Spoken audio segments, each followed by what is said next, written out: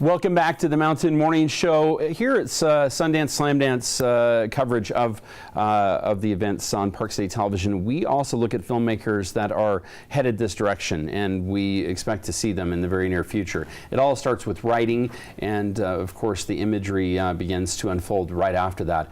This is no exception. The film is Curfew. I am very happy to have Zia Boccacio here in our studio to talk about the film.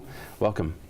Thank you. Thank you for having me. No, this is very terrific. special. This is a very important film by your friend, and he has been hard at work on this for some time. Rodolfo Pereira. Rodolfo Pereira, yes. And talk about this, the perspective of his and yours on this subject. This is from the 1980s, the Shining Path terrorism group in Peru, and it is a tragedy that has not been told.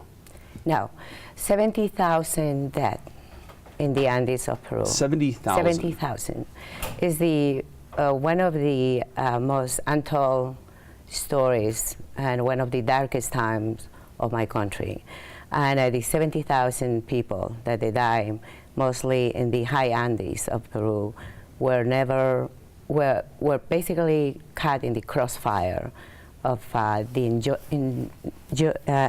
the Shining Path, the terrorist group that basically set base in the high Andes of Peru, and the government trying to upset the insurgency. So they caught in the crossfire, and it's the story of their lives. The story of this tragedy, really. It seems that poor innocent folks, especially Native individuals, get in these situations often because of governments and people fighting against them without thought to who might be in the middle. Talk about where you fit into this personally, because this is a personal story for you as well. It is, and it is also the story of my friend who wrote the script and the story, who is a Peruvian journalist, and in fact is the press secretary for the Peruvian embassy in Washington, D.C. But the Shining Path and the impact of it affected thousands and thousands of people. One of them is him and I. Basically, we come from that generation, caught in the middle of it. Personally, when Shining Path was coming to fruition, basically in the Andes of Peru, you can see in the universities where I went the beginning of it, the ideology, the extreme divisiveness of society, which was very perversive. And so many students or many young people, they cut themselves in a situation where you either join them or you have to leave. Wow. And in my case, I was going to law school, and I saw exactly what was going to happen. But also what was happening behind of it, the policy of the world, is the Cold War pulling the countries to the side, and also many other agents in between. So there were a lot of distractions in the world in the 80s that kept the rest of us from looking at this issue here. Correct. Wasn't there? And one of the things that the film would do is to bring back this horrible tragedy of my country to light that in any moment can happen. Divisiveness, inequality, many other factors that gave away the acceptation of the Shining Path in certain sectors.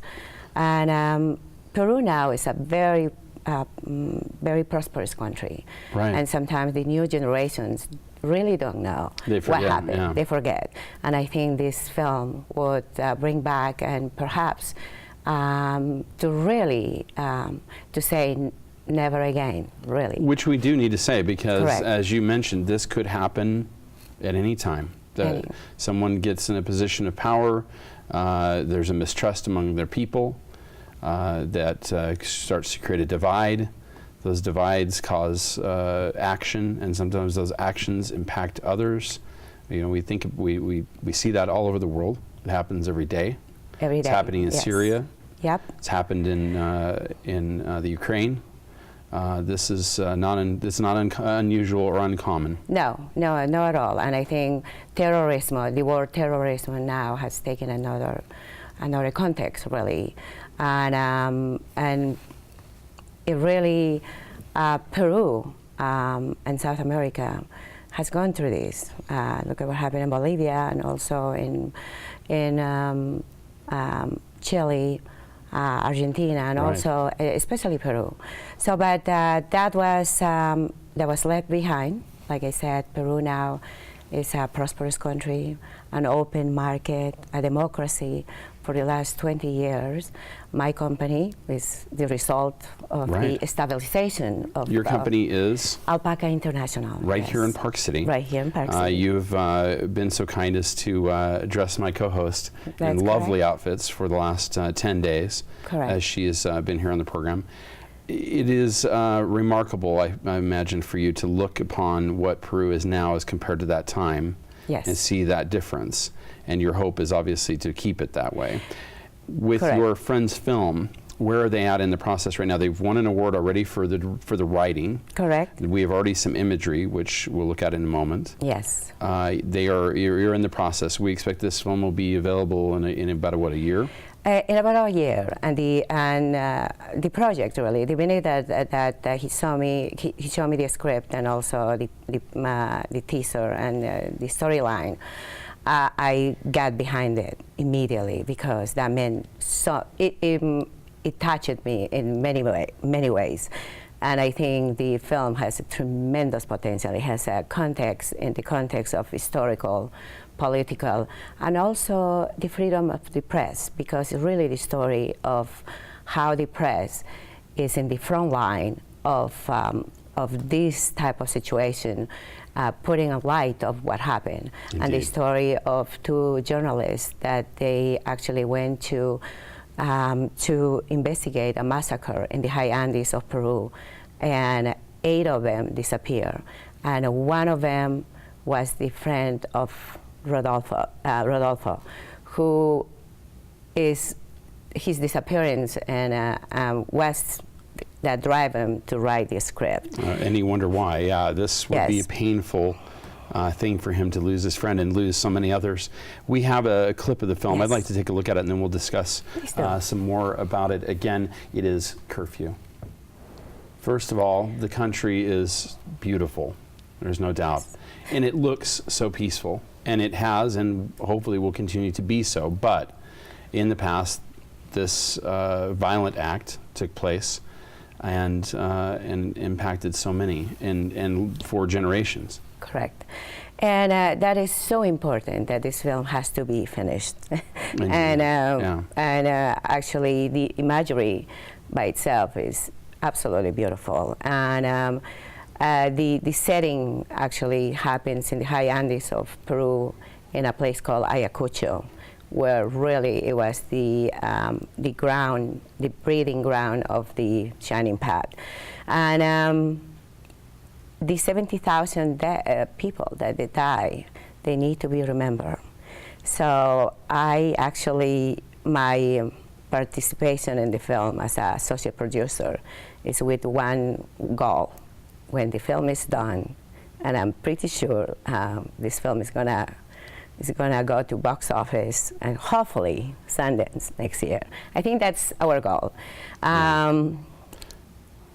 We wanted to make a memorial for the 70,000 people, and I think it's time to do that.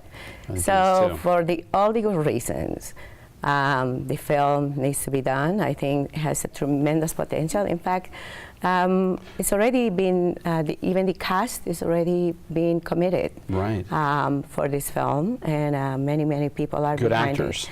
Great actors, Yeah. and have both of them, John Ian Cusack and Helena Christensen. Wow. They both have Peruvian moms, and the other one, I believe, Ian's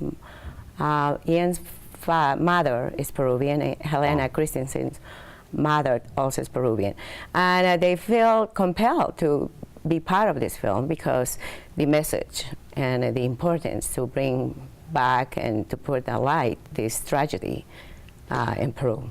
Well, I wish you guys continued success as you bring this film to screens. I know that we're all very excited for your participation. We love you here on Park City Television. We've been friends for many years. Thank you. And we wish that you find yourself in the 2018 Sundance Film Festival. I would love that. I would love to be with the cast and Rodolfo to bring back the film to the festival, and actually that would be beautiful. So thank you for the opportunity. Thank you so very much for being here and sharing the film. It is Curfew. We fully expect to see it here next year, and we're hoping that we'll be interviewing her on red carpets next time. Make sure you look into the history of this tragedy. It is the only way that we can help to avoid these continued difficulties around the world. We've got so much more coming up here on the Mountain Morning Show. We will be back with music and more right after this.